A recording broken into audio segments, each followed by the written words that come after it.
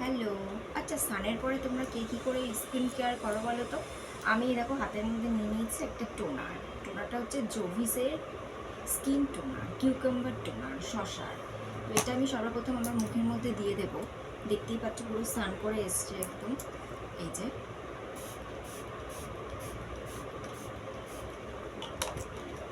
তো এটা আমি আমার মুখের মধ্যে দিয়ে দিলাম।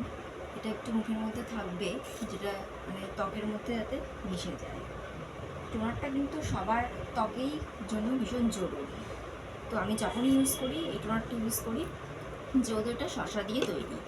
তারপরে নিয়ে নিচ্ছি এই যে দেখতেই পাচ্ছ ল্যাকটোক্যালামাইন লোশন।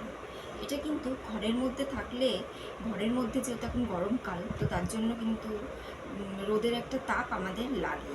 তো এই যে দেখো হাতের মধ্যে নিয়ে নেব,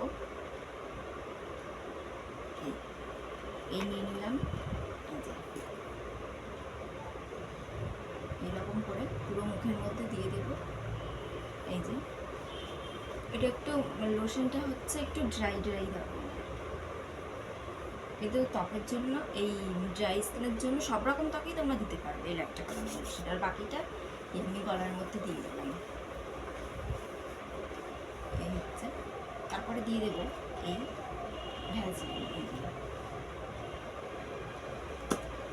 আর হাত পায়ে আমি দিই হচ্ছে এই বডি লোশন পতঞ্জলির,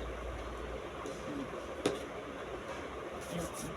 তো স্নানের পরে আমি বেশিরভাগ এরকমভাবেই স্কিন কেয়ার করি। তোমরা কে কীভাবে স্কিন কেয়ার করো সেটা কিন্তু আমার কমেন্ট বক্সে অবশ্যই কমেন্টস করবে।